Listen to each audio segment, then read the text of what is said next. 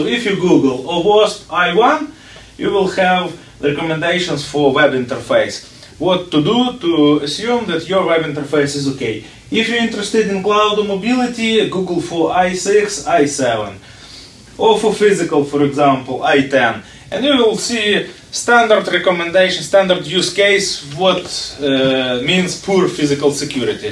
For example, there is edge device, Raspberry Pi, put onto some big machine, and attacker could just take the SD card out of the device, put another card, and change the logic, or steal the information from the card if it's not encrypted. So all the stuff pretty good described here.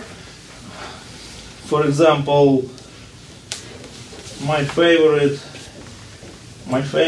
right now is those two, because they're related to fog computing.